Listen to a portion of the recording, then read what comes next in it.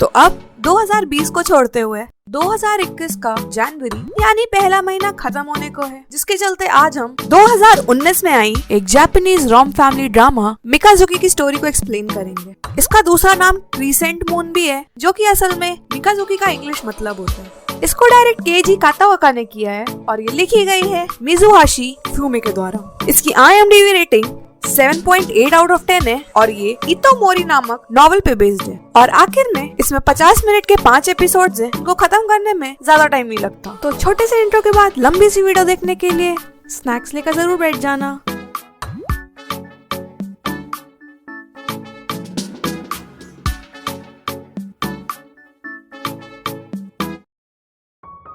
तो कहानी की शुरुआत इचिरो नामक इंसान से होती है, जो कि जॉब इंटरव्यू देने आया था। वो जॉब इंटरव्यू में अपने दादाजी और दादी माँ की अचीवमेंट्स को बताता है कि उसके दादाजी एक बहुत ही अच्छे राइटर थे और दादी माँ क्रैम स्कूल की पायनियर थी। लेकिन इन सब को सुनने के बाद भी उसका सिलेक्शन नहीं हो पाता है और उसको एक कॉल आता है, जिसको अटेंड करने के बाद वो दौड़ा दौड़ा हॉस्पिटल पहुँचता है। वहाँ पे हम लोग देख पाते हैं कि उसकी दादी की तबीयत बहुत ज्यादा खराब थी और वो अपने आखिरी दिन गिन रही थी। वहीं पर उसके दादाजी भी बैठे हुए थे, जो कि उनका ख्याल रख रहे थे। कि तभी वहाँ पर फूफी को और उसकी दोनों मौसियाँ भागे भागे आती हैं। लेकिन जब इचिरो अपनी दादी के पास जाता है तो वो उसका गला पकड़कर उससे पूछने लगती है कि उसका इंटरव्यू में हुआ कि नहीं, जिसके चलते इचिरो कोई बहाना बाहर देता है और वहाँ से निकल जाता है। अब इचिरो घर आता है, जहाँ पे उसकी दादाजी ने एक और नई किताब लिखी थी। वो ज्यादातर एजुकेशनल किताब लिखते थे, लेकिन इस बार उन्होंने अपने फैमिली पर ही किताब लिखी थी, जिसके चलते इचिरो वो किताब पढ़ने के लिए मांगता है और उस किताब का नाम मिकाजुकी या क्रीसेंट मून था।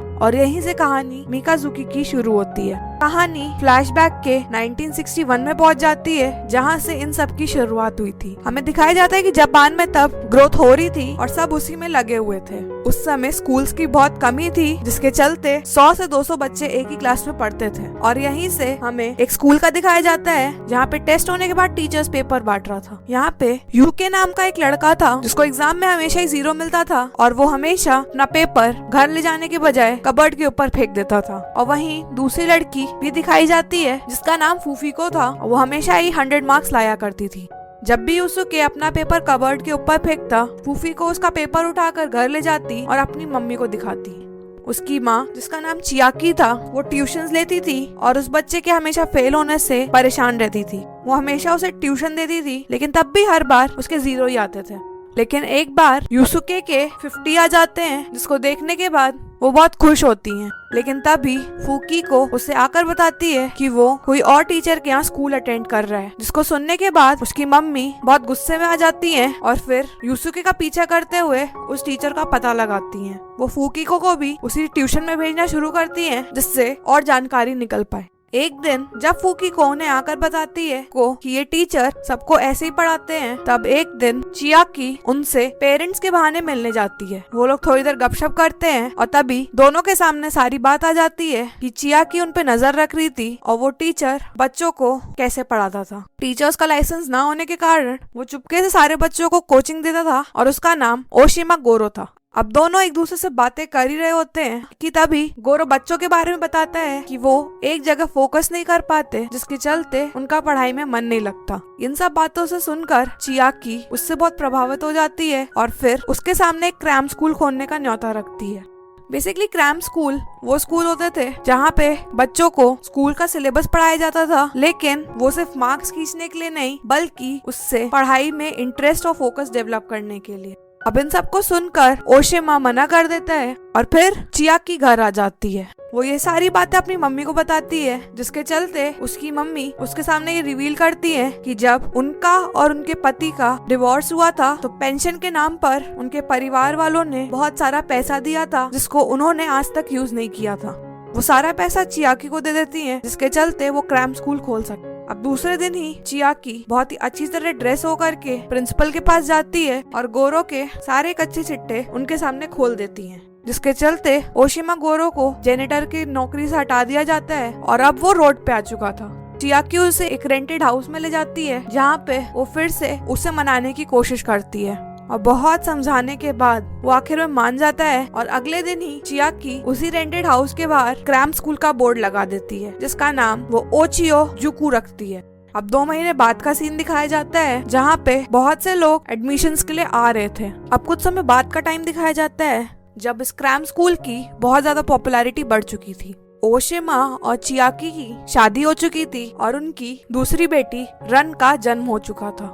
चियाकी हर सुबह बच्चों से आने से पहले टेस्ट पेपर्स निकालती और गोरो सारा काम निपटाता, लेकिन इतनी बढ़ती हुई पॉपुलैरिटी को देखकर लोगों को सहा नहीं गया, जिसके चलते न्यूज में ये अफवाह फैलने लग गई कि ये सब एक बहुत ही गलत धंधा है जो कि बच्चों की एजुकेशन सिस्टम को लेकर चलाया जा रहा है। ये बात चियाकी की मम्मी को भी पता चली और इन सब को लेकर फुकीको को भी बच्चे चिढ़ाने लग गए। चियाकी की मम्मी ये सब गोरो को बताकर चियाकी को बताने के लिए मना करती है, क्योंकि अगर उसे ये पता चला तो वो बवाल खड़ा कर देगी, जिसके चलते गोरो इस बारे में कुछ नहीं बताता और शान से अपना काम करता रहता है। लेकिन बात को फैलने में ज्यादा टाइम नहीं लगता, जिसके चलते एक हट्टा कट्टा इंसान उनके घर पर आ जाता है और उनको डराने लगता। लेकिन बाद में इन सब की मेहनत और क्वेश्चन पेपर्स को देखकर उसे ये समझ आ जाता है कि ये सब अच्छे लोग हैं और सही धंधा कर रहे हैं, जिसके चलते ये अपने बच्चे ताके का नाम इसी क्रैम स्कूल में लिखवा देता है।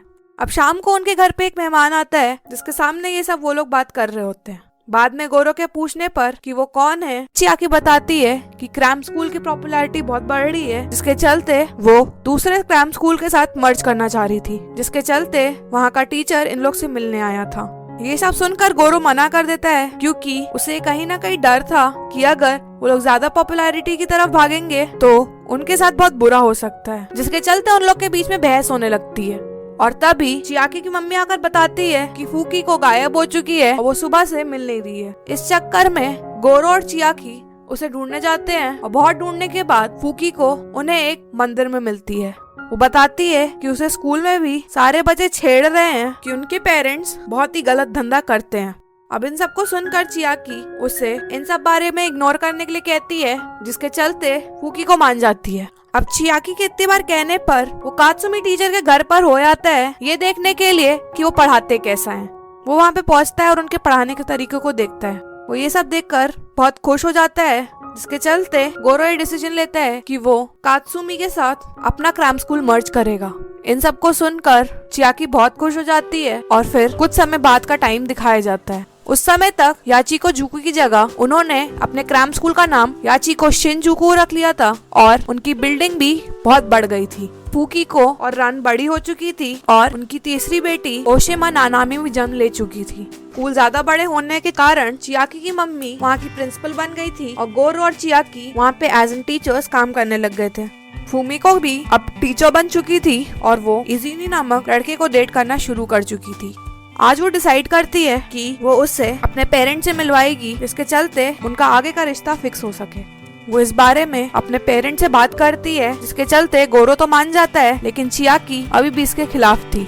फूमिको उसे समझाने की कोशिश करती है, लेकिन चियाकी बहुत ज्यादा गुस्से में आ जाती है, जिसके चलते वो गोरो पे इल्जाम डालने लगती है कि उसी ने फूमिको को बिगाड़ा है। अब हमें दूसरे दिन का टाइम दिखाया जाता है, जहाँ पे कुछ पेरेंट्स दूसरे बच्चों के मार्क्स देखने के लिए जिद कर रहे थे, क्योंकि उनके बच्चों के मार्क्स हर में फुल आ रहे थे, जिसके चलते उनको विश्वास नहीं हो रहा था, क्योंकि वो सारे पेपर क्रैम स्कूल के ही बनाए हुए थे। अब इन सब का प्रेशर इतना ज्यादा बढ़ जाता है कि गोरो फ्रस्ट्रेटेड हो चुका था। वो बुक शॉप पे जाता है और एक अच्छी दोस्त की तरह उस बुक सेलर को सारी बात बता देता है, जिसके चलते बुक सेलर उसे ये आइडिया देती है कि उसे एक खुद की किताब लिखनी चाहिए। वो इन सब के बारे में बुक लिखना शुरू करता है और टीचर से थोड़े टाइम के लिए शट डाउन कर लेता है, जिसके चलते चियाकी को वो सब संभालना पड़ता है और वो कुछ भी गोरो को नहीं बता पा रही थी। इसी दौरान एक दिन उनके घर पर न्यूज रिपोर्टर्स क्रैम स्कूल को कवर करने आते हैं, जहाँ पे चियाकी स्कूल मिनिस्ट्री के लिए एक लंबी सी लिस्ट तैयार करके रखती है कि उन्हें बच्चों के साथ कैसे रहना चाहिए।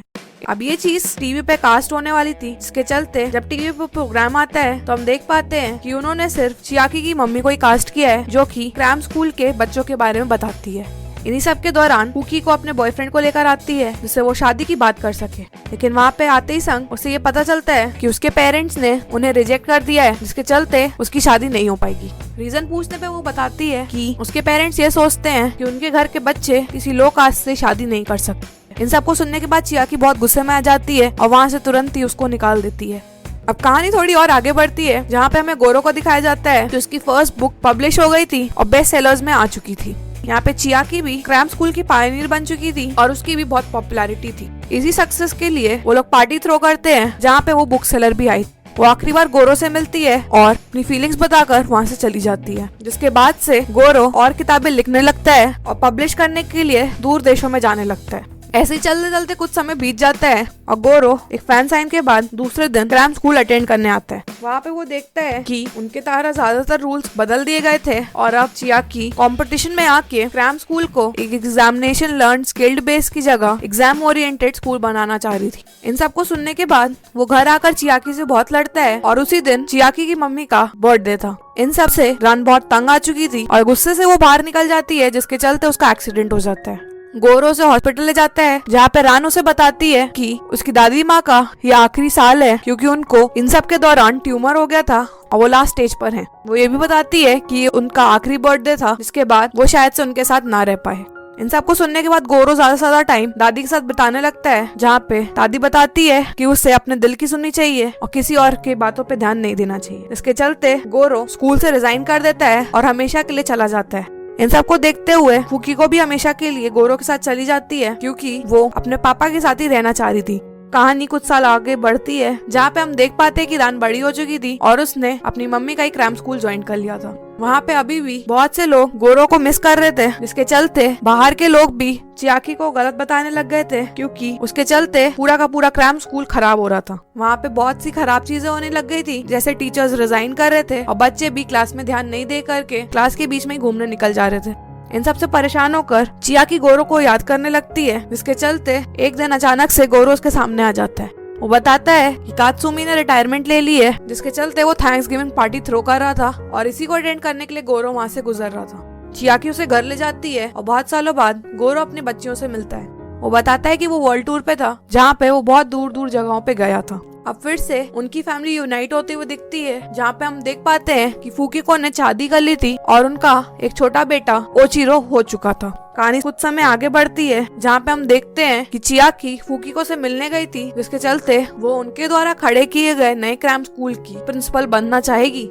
फुकीको साफ इनकार कर देती है, जिसके चलते चियाकी इचिरो के पास जाती है और उसके लिए सपने बुनने लगती है कि आगे चल के ये ही क्रैम स्कूल को संभालेगा। कहानी कुछ समय आगे बढ़ जाती है, जहाँ पे रान का खुद ही एक बड़ा क्रैम स्कूल बन चुका था, जहाँ पे वो बच्चों के लिए इंडिविजुअल टीचर्स अपॉइंट करती थी। चियाकी भी अपना बिजनेस अच्छे से चला रही थी, जिसमें उसकी मदद गोरो फिर से करने लग गया था। लेकिन यहाँ पे रान के स्कूल में एक बहुत बड़ा स्कैंडल आ जाता है सामने, जहाँ पे टीचर और बच्चे के बीच में एक गलत अफेयर बताया जाता है। वो इन सबको ठीक करने के लिए बच्चे के घर पे जाती है, जहाँ पे वो बताती है कि उसके ऊपर प्रेशर बहुत था और उसकी बात कोई सुनता नहीं था, जिसके चलते वो सारी बातें अपने टीचर को बताती थी। लेकिन उसकी बातों को कोई यकीन नहीं करता और एक गलत स्कैंडल बनाकर उन दोनों को जेल में डलवा देता है। इन सब के बाद रान के कोचिंग का भी रेपुटेशन बहुत गिर चुका था, जिसके चलते उसे अंत में बंद करना पड़ता है। इन सब से सबक सीखते हुए वो खुद का एक फूड डिलीवरी जॉइंट खोलती है, जहाँ पे Ichiro as a delivery boy काम कर रहा था। और फिर से कहानी वापस से शुरुआत में आ जाती है, जहाँ पे इचिरो इंटरव्यू देने गया हुआ था। जब वो ये किताब पढ़ रहा था,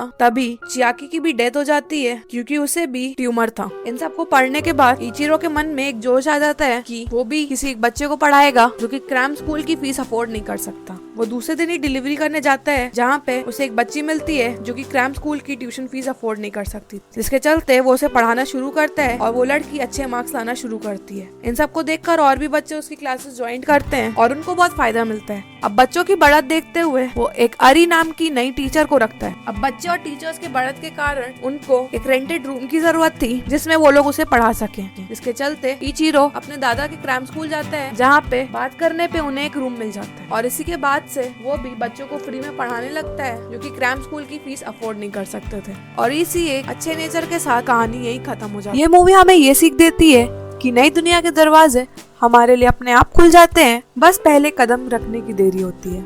हमें इससे ये भी समझ में आता है कि हमें वो काम करने चाहिए जिससे अपने दिल और दूसरों को खुशी मिले, और अंत में हमें किसी को गिराने की जगह सबके साथ चलना चाहिए। तो आज का ड्रामा एक्सप्लेनेशन यही खत्म होता है। अगर वीडियो अच्छी लगी हो तो लाइक कर देना। अगर चैनल पे आप नए हैं और ऐसे ही के ड्रामा एक्सप्लेनेशन देखना चाहते हैं तो सब्सक्राइब करके बेल नोटिफिकेशन ऑन कर देना। और हाँ, कमेंट बॉक्स में एक क्वेश्चन पड़ा है, जवाब आता हो तो आंसर जरूर देना। टिल देन, अन्य।